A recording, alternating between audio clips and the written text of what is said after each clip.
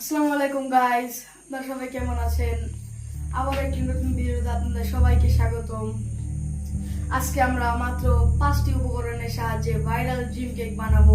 চলেন আসেন আপনাদের উপকরণগুলোর সাথে পরিচিত করাই। প্রথমে আমরা নেব 10 টাকা দামের মাফিন কেক, তারপর এখানে চিনি, তারপর এখানে গুঁড়া দুধ, এখানে চকলেট, এখানে কোকো পাউডার।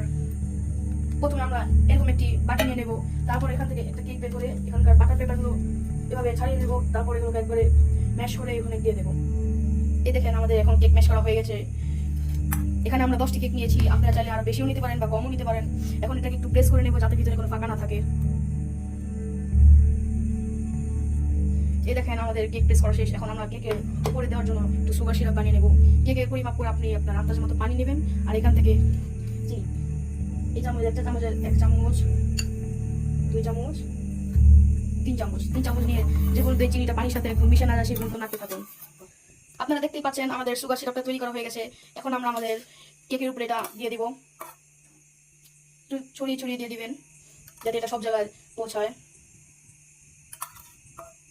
এই দেখেন আমাদের পুরোটা দেওয়া হয়ে গেছে, আপনারা দেখতেই পাচ্ছেন।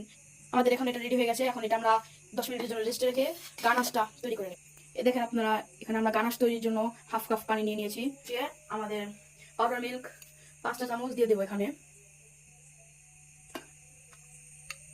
আগে দুধটা ভালো মতো মিশিয়ে নেব। আমাদের দুধ মিক্স করা হয়ে গেছে। এখন আমরা এটার ভিতরে 4 চা চামচ চিনি দেব। আমাদের চিনি দেওয়া হয়ে গেছে। এখন আমরা এটাকে মিক্স করে নেব। এখন আমরা এখানে 1 চা চামচ কোকো পাউডার দিয়ে নেব। কোকো পাউডার দিলে টেস্ট আরো বেটার আসে। এখন আমরা এটাকে মিক্স করে নেব। কোকো পাউডার যেন কোনো মতে দানা দানা না থাকে, একদম ভালোভাবে মিক্স করতে হবে। এখন আমাদের কোকো পাউডারটা একদম মিক্স হয়ে গেছে।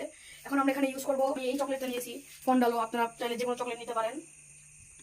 চকলেট ছাড়ানো হয়ে গেছে, আপনারা দেখতেই পাচ্ছেন এখানে 5টি চকলেট আছে। এখন আমরা এটা দিয়ে দিব। এখন আমরা এটাকে মিক্স করে নেব। আপনারা দেখতেই পাচ্ছেন আমাদের গানাশের থিকনেস এখন কতটা ঘন হয়ে আসছে। এখন আমরা এটাকে আরেকটু জাল করব। আপনারা দেখতেই পাচ্ছেন আমাদের গানাশটা একদম কমপ্লিট। এই থিকনেস আসলে ঠিক আপনারা গানাশটা নামিয়ে নেবেন। গানাশটা আপনারা গরম অবস্থায় কেকের উপরে ঢেলে নেবেন। চলেন আপনাদের দেখাই। এখন আমরা গানাশটা নামিয়ে আমাদের সেট করা কেকের উপরে ঢেলে নেব।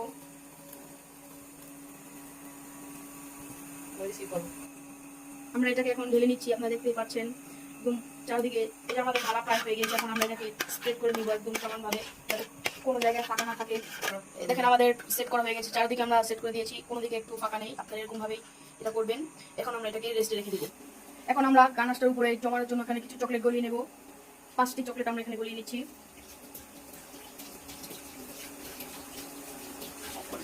আমরা এভাবেই চকলেটটাকে ম্যাশ করে নেব।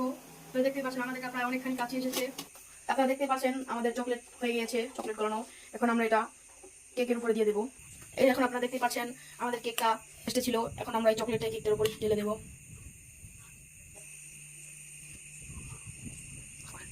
দেখতেই পাচ্ছেন আপনারা আমাদের চকলেট স্প্রেড করা ডান। এখন আমরা এটাকে 1 ঘন্টার জন্য নর্মালে রেখে দেবো। আমরা এখন এটা ফ্রিজে ঢুকিয়ে দেবো 1 ঘন্টার জন্য। আমরা আবার 1 ঘন্টা পর ফিরে আসলাম, কেক নিয়ে। কেকটা পুরো জমে গিয়েছে। আপনারা দেখতে পাচ্ছেন আমরা তারপর এটা উপরে কোকো পাউডার ছিটিয়ে একটু ফুল দিয়ে ডেকোরেশন করে দিয়েছি। রেডি আমাদের ড্রিম কেক। এটা আমাদের ফাইনাল লুক। মাত্র খুবই অল্প খরচে, মাত্র 200 টাকার মধ্যে আমাদের এত সুন্দর একটা কেক রেডি। তো আমরা এখন এটা একটু ট্রাই করবো, দেখবো কিরকম হয়েছে।